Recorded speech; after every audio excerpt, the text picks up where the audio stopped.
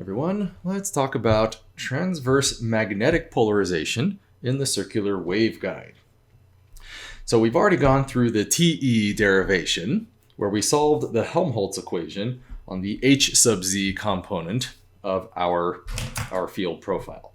So for the TM, remember, we do exactly the same thing, only instead of solving for the little h sub z, we're going to do the solution for this little E sub z, where remember, capital E sub z, the z component of my electric field, is this E sub z times e to the minus j beta z. So we're assuming this, this z dependence for all of our profiles here.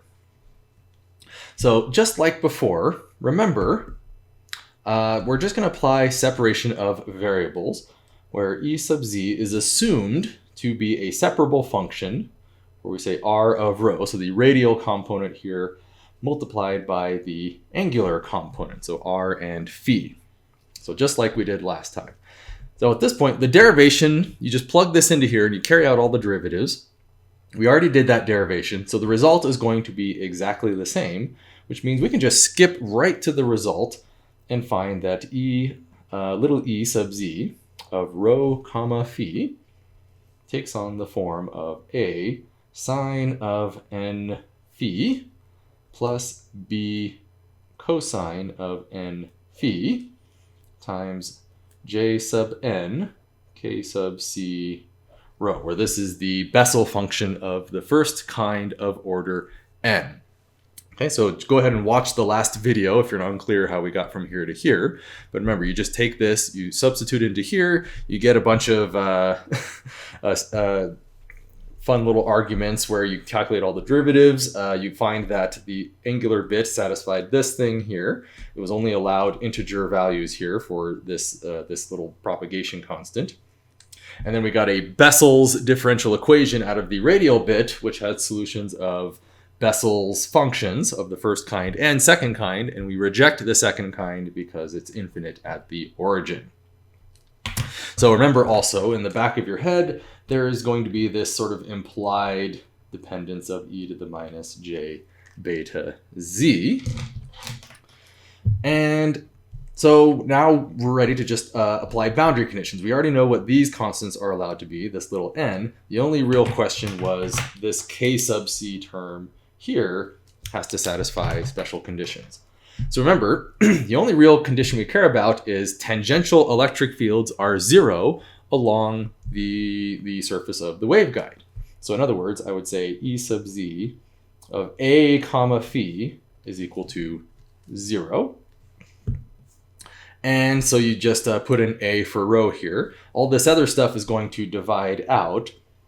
So what you get is the implication that j sub n of k sub c rho is equal to 0. And remember again, this is analogous to what we saw in the rectangular waveguide, where you would see something like sine of k sub x x or k sub x a is equal to 0, and then you would have to do the inverse sine to find the zeros of this function, and you would solve for this propagation constant. So this is totally analogous, only we're in this Bessel function thing here. And so you would say something like k sub c rho is equal to the inverse Bessel function evaluated at 0. So this thing is already a Taylor series unto itself.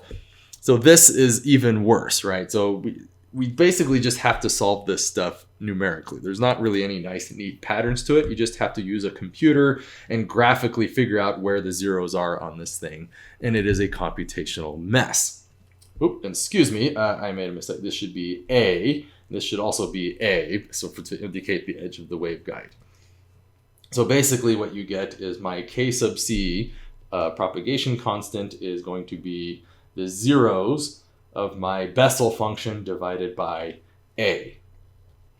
Right? And so if you actually plot the Bessel function of various kinds and orders, you tend to see something that looks like this. Right? It's sort of like a sinusoid that slowly decays off towards 0 as you get farther away. Most of them start at 0 for different orders. And as you increase this n, the stuff over here starts getting different wobbles, but they all kind of share the same basic shape. So you have these zeros here, if we draw this out. And we'll do this more exactly in class using MATLAB so you can visualize it a little bit better. But these zero crossings are the values we care about, which we're going to give different names.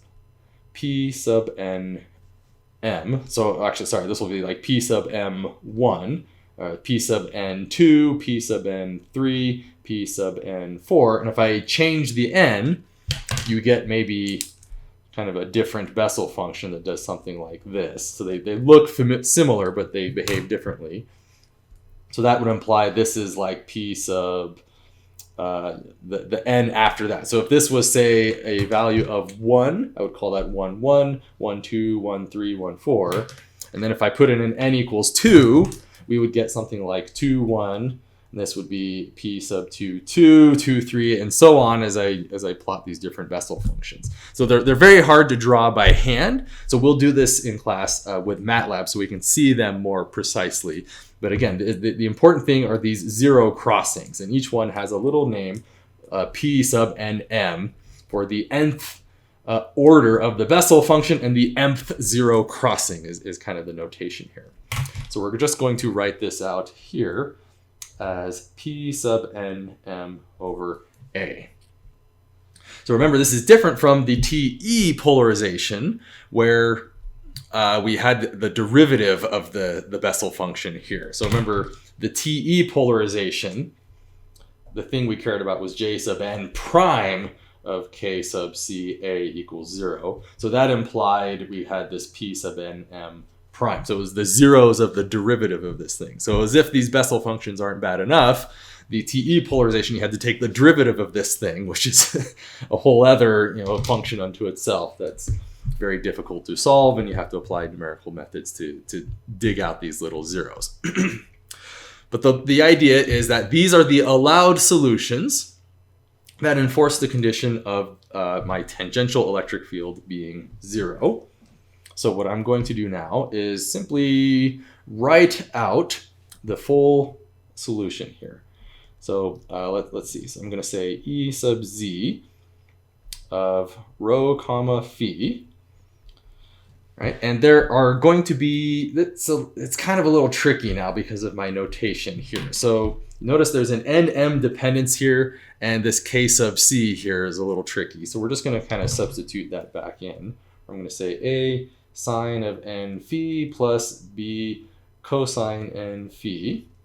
Then I'm going to say j sub n p sub n m rho. So don't confuse p with, So don't confuse p with rho here.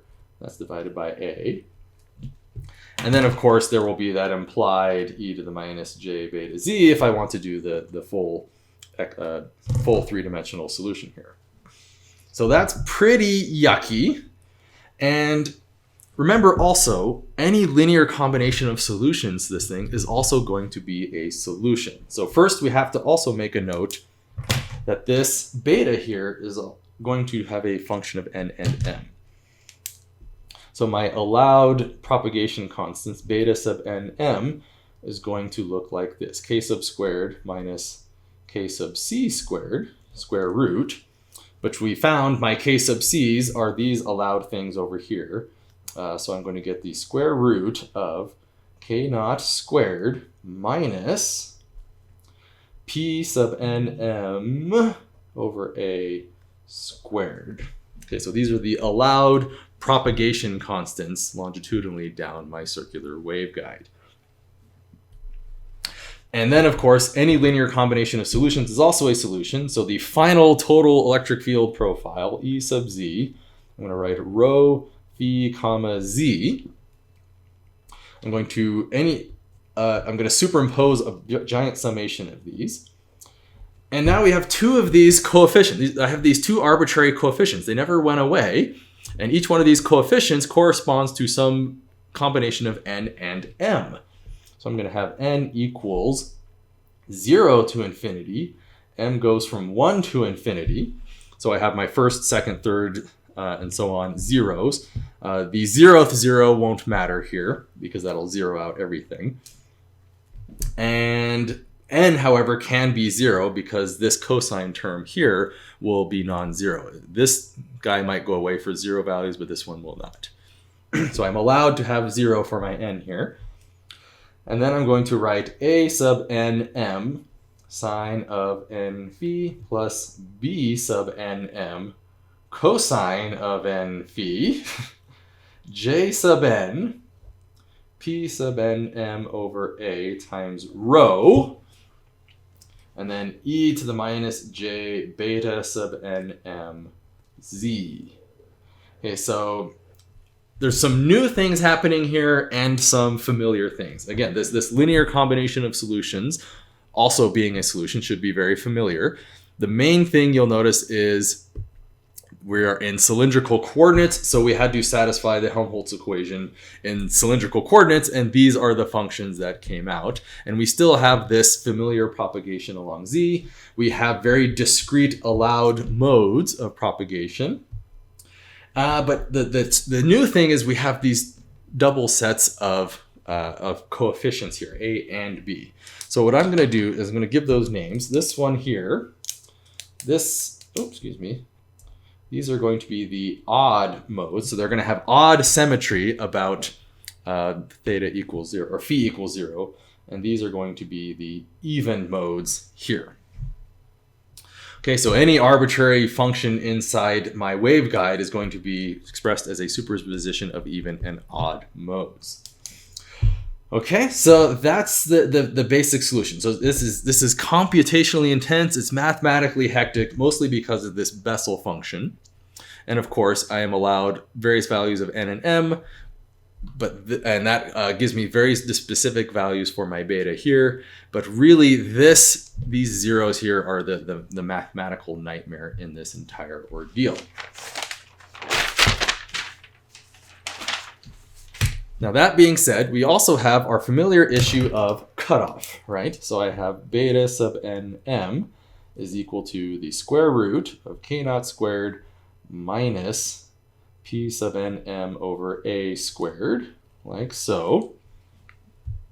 So the same argument applies, where if this thing happens to get very, very big for large values of n or m, eventually I will get imaginary values for beta.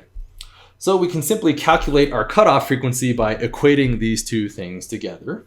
And so remember, omega over c, which is k naught, is equal to p sub nm over a. So I just equated these two terms.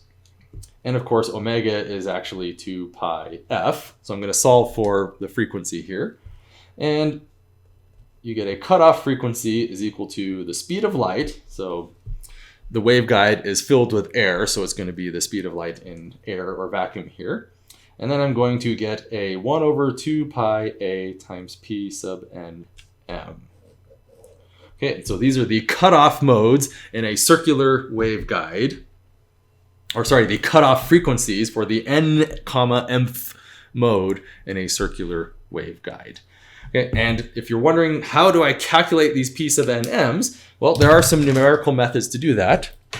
Or you do the tried and true method of table lookup. So your book gives you n going from 0, 1, 2, and then m goes from 1, 2 to 3. Right? And these are the zeros of the Bessel functions for each of those kinds, or for the zero crossings and the order of the function. So we'll look at these in class, where we'll actually do some plots of what the Bessel functions are, and we'll see that these zero crossings correspond to the table. And if we get really motivated, there are some MATLAB codes that will calculate this stuff automatically. So you can actually generate an array of 20 of these zero crossings if you want. There are pretty straightforward algorithms for that. The difficult part will be the previous case of calculating these derivative ones. I have not been able to find any codes for this just yet, but that would be a fun project if anybody wants to write a code that does that, because it means we'd be able to create nice, pretty graphs of our circular waveguide profiles. Okay, but there we go. So that is the circular waveguide in transverse magnetic polarization. And I hope it's a lot to take in right now, because you may not be familiar with this Bessel function thing here. So we will do some exercises on that in class.